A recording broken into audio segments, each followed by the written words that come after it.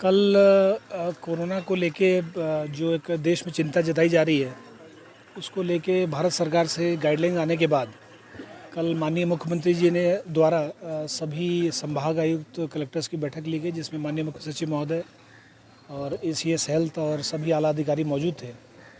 और उसमें जो गाइडलाइंस दिए गए हैं उसमें एक बहुत ही महत्वपूर्ण कड़ी है जिसका मॉक ड्रिल बोलते हैं।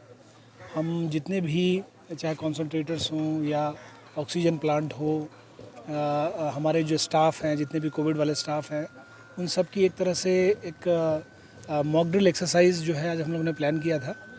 ना सिर्फ जिला अस्पताल, जबकि पूरे हमारे जितने भी 24 पीएचसी हैं उसमें 7 जो अर्बन पीएचसी हैं उसमें सभी में प्लान किया गया था। और वहाँ पे चिकित्सा अधिकारियों के अलावा जो है हमारे एडमिनिस्ट्रेटिव अधिकारी भी मौजूद थे।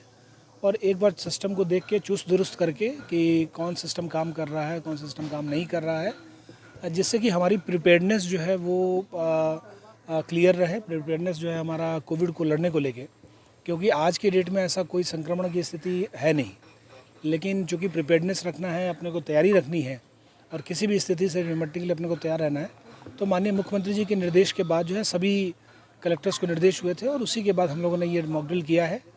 एक मॉक ड्रिल 15 को हुआ था, 15 दिसंबर को, और आज हम लोग ये मॉक ड्रिल कर रहे हैं। इसके बाद से अगर लगातार इसके अलावा जो हम लोग ने ILI और सारी जो इन्फ्लुएंजा लाइक इलनेस होता है और जितने भी खांसी बुखार सर्दी जुकाम वाले मरीज़ हैं, उनको हम 2 लेवल पे मॉनिटरिंग कर रहे हैं। एक तो दवाई दुकान पे और दूसरा PHC लेवल पे और डिस्ट्रिक्ट लेवल पे, कि कोई भी इस तरह का मरीज़ अगर आता है और लंबी इस तरह की बीमारी हो रही है, तो उनमें से कुछ लोग का सैम्पलिंग लेके करीब 100 टेस्ट तो हमारे एंटीजन टेस्ट हो रहे हैं, RT-PCR हो रहा है, तो उनमें से कुछ का सैंपल लेके और अपने को जीनोम सीक्वेंसिंग के लिए एम्स रायपुर को भेजना है।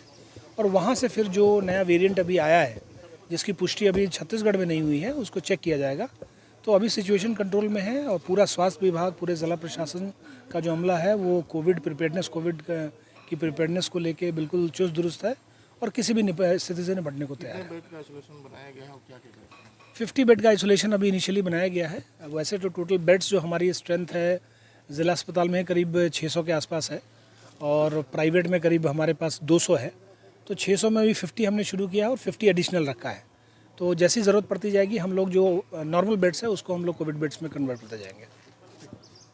अभी माननीय मुख्यमंत्री जी के निर्देश के बाद जो कल VC हुई थी और कलेक्टर महोदय के निर्देश के बाद आज मॉक ड्रिल किया जाना था, जो एक अभ्यास के रूप में किया गया है, जिसमें हमने अगर कोई कोविड का मरीज़ आता है तो उसको किस तरह से हैंडल किया जाएगा वो पूरा यहाँ पे प्रदर्शन किया है।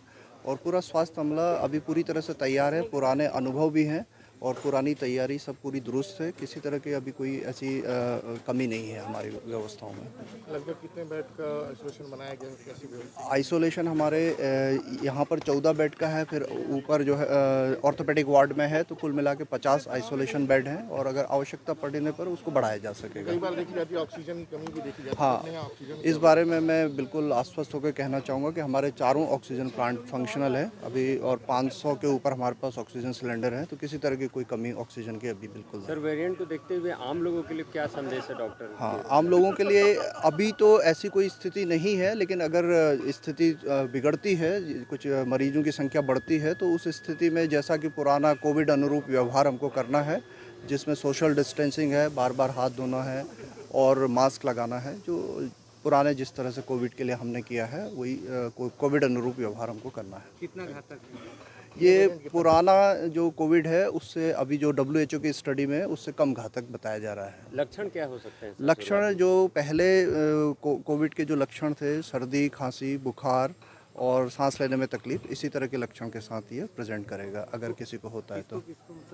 ज़्यादा बच्चे अभी ऐसा स्पेशल एज ग्रुप इसमें अफेक्ट होगा ऐसा तो नहीं बताया है, लेकिन जो भी गंभीर मरीज होते हैं, कुछ दूसरे बीमारी से पीड़ित होते हैं, तो उनको इससे बचने की ज़रूरत है। तो अभी तो ऐसी कोई स्थिति है नहीं, अभी चिंता की कोई। टेस्टिंग के लिए हमारे पास पर्याप्त किट हैं, पहले से वायरोलॉजी लैब फंक्शनल है। अभी तो सरगुजा में ही सबसे ज़्यादा टेस्ट हुए हैं, कल की जो डिटेल बताई गई है।